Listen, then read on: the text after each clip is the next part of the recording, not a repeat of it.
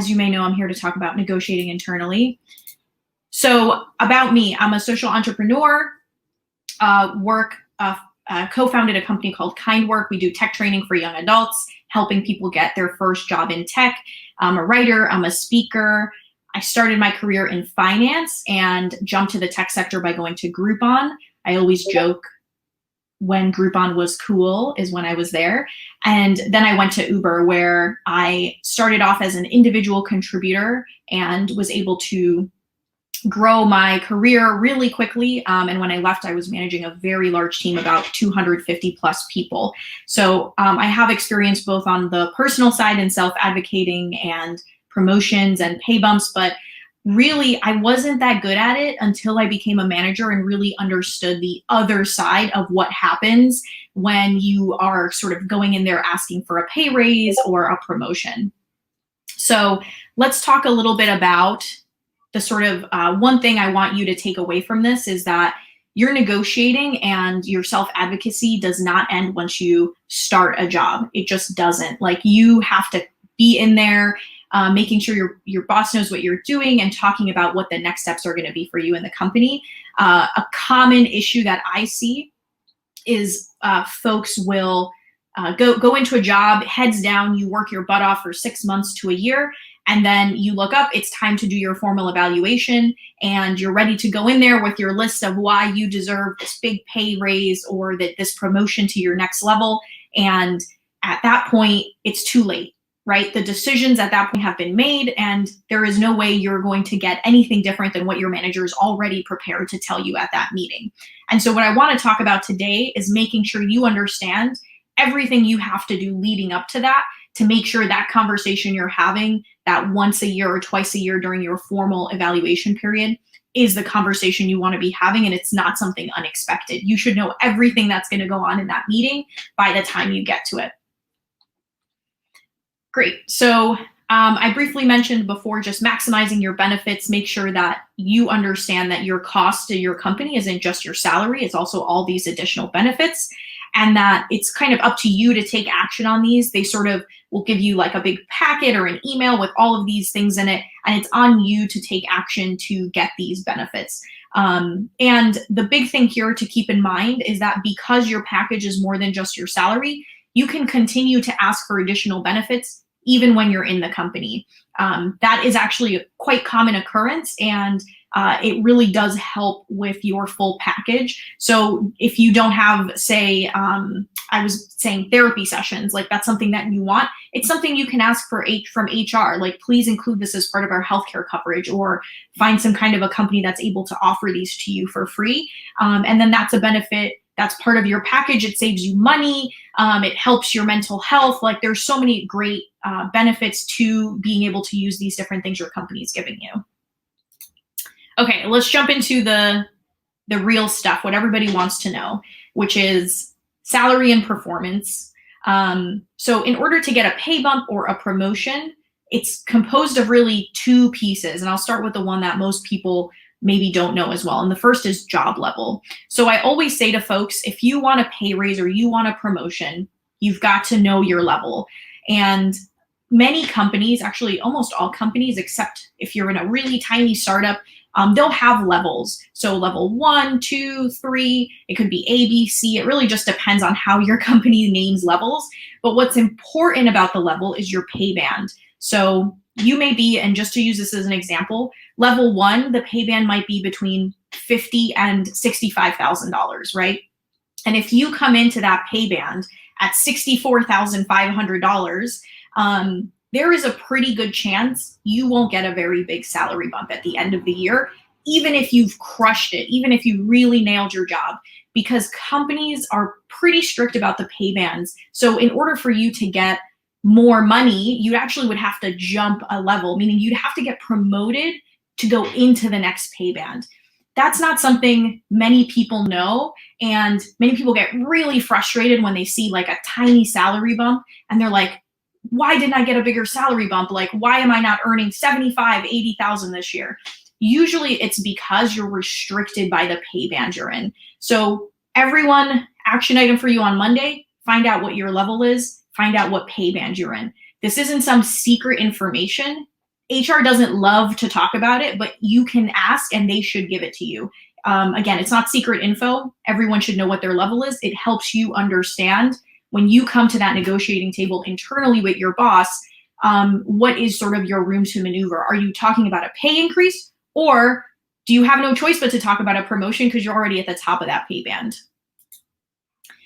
And then the second component is your performance and also manager discretion. So I actually didn't realize until I became a manager that I have discretion to actually like give people money. It's not a huge amount of discretion. They don't get to decide everything, but many companies will actually give their manager a pool of money to give out bonuses or like salary bumps. And there are, of course, limits to that, but just something to keep in mind. Your manager does have a little bit of discretion, but they're having to make these decisions way before they have that final performance discussion with you. So for performance, which I think is the one, as we all know, we have one of the biggest control over. The first thing with performance is really setting expectations with your manager. So now you know your level, you know your manager is going to have some discretion. How can you make sure that in this little formula, your performance really stands out? And the first piece of this is actually understanding, what are you being measured on, right? What is your manager measuring you on? Do you have some kind of like objective metrics? Is it more subjective? Are there qualities they're looking for you to like sort of show in the workplace? What exactly are you being measured on? So many of us don't know what we're being measured on. And it's really as simple as asking your manager what they're going to be looking for at the end of the year to give you the highest rating on your performance evaluation. So what are you being measured on? If you don't know, if you're sitting there like, oh my God, what am I measured on? I have no clue. That's okay. Sit down with your boss and ask them, and try and get as much clarity as you can about what are the things you're being measured on. Next is how will you be measured, right? So what's going to show up in that performance evaluation? How are they thinking about what meets expectations and what exceeds expectations? So very common is a rating system for your performance. Maybe it's 1 to 5. Try to really understand from your boss what behaviors are a 3 and what behaviors are a 5. I want to be a 5. Tell me what that looks like. How are you measuring that I'm a 5 and not a 3? And if it's subjective, if it's just based on behavior, try and get examples, like really concrete examples from them about what it looks like and what's an example of someone who's really shown this skill that I can like sort of point to. Sometimes, and I'll be honest with you, like not all managers are great. So it might feel a little bit like pulling teeth, and that usually just means you're doing it right. Do not let them get away with vague answers like, oh, just do your best and things will be fine. No, you need to know exactly how and what you're measured on in order to make sure that you're really going to be hitting those performance metrics at the end of the year. And if you're not able to get this from your manager, I would do what's called a skip level, which means going and having a meeting with someone one level above your manager, because they can probably give you a better understanding of how like your team or your group or your department really measures performance. And then my sort of next tip is really about asking. I have actually heard stories of people who've gotten promotions just because they've asked for it. Their manager wasn't thinking about it, and they said, I really think, I've been here 2 years, I've been crushing it, I think it's time for a promotion. The manager's like, you're right, let me look into that, and come back and they've gotten a promotion. That seems kind of nuts, but your manager's doing a lot. Different leaders and companies are doing a lot, especially during this time. And so whenever you have that time with them, you've got to ask for what you want. It's definitely a skill, and it's really uncomfortable to do the first time if you've never done this stuff before, but ask for the feedback, ask for promotions. Hey, I think it's almost time for me to be thinking about jumping to the next level. I'd love to talk about that with you today. Keep asking and keep doing it consistently before you get to that final performance evaluation.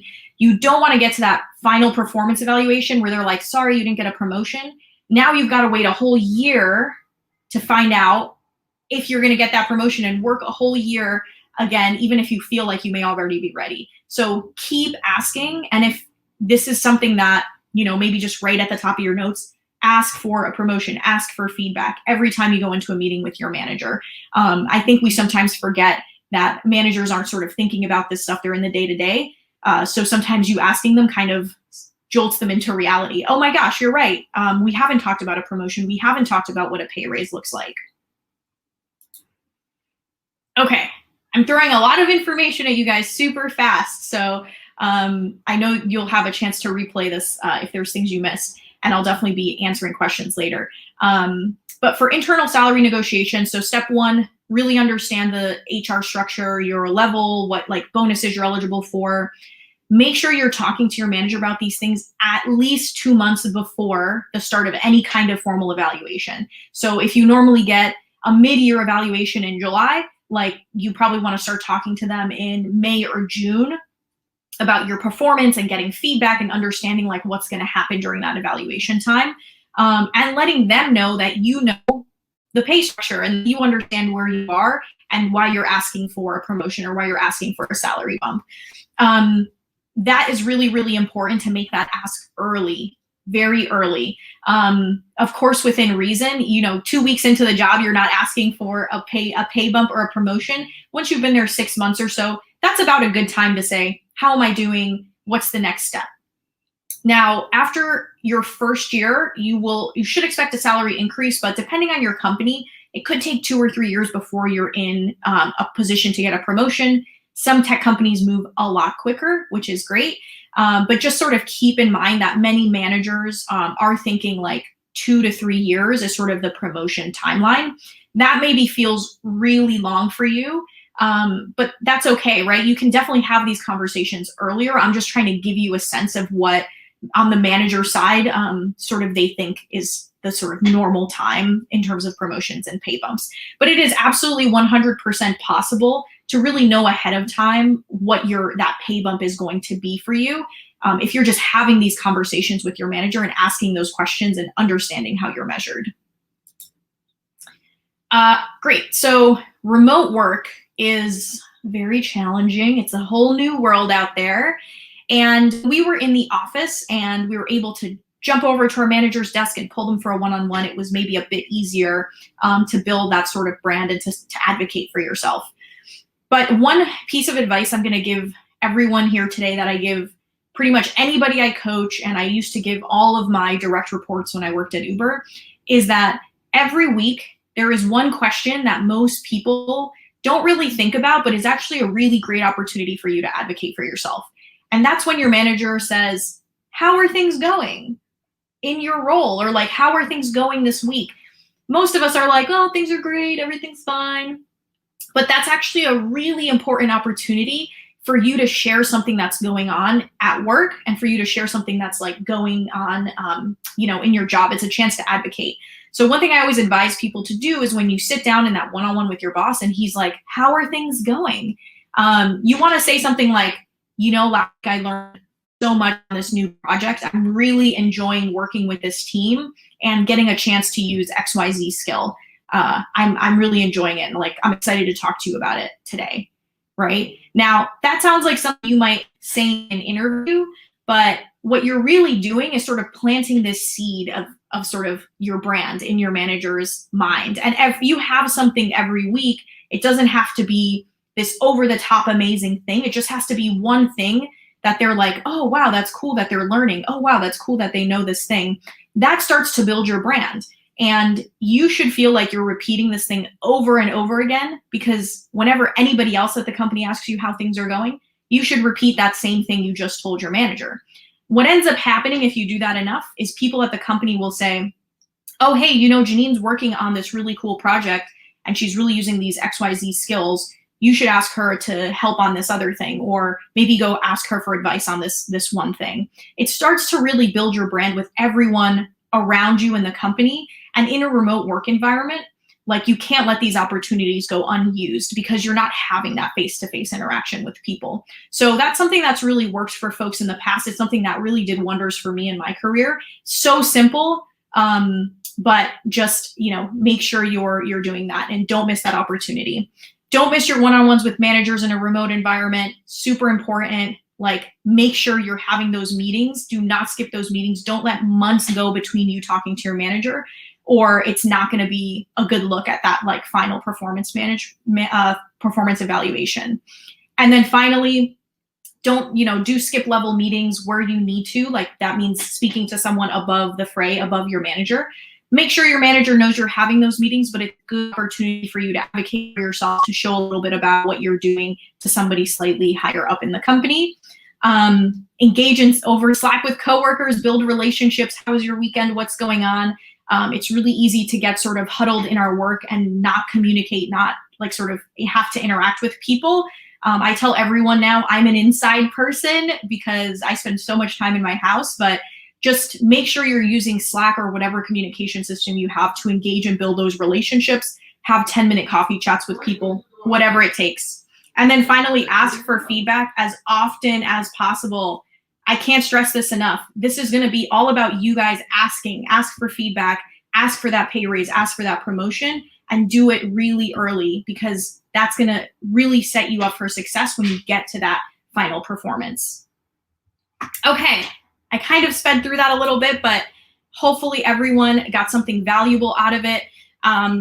Please follow me on LinkedIn, follow Kindwork on LinkedIn. We're doing some really, really awesome work getting folks into tech.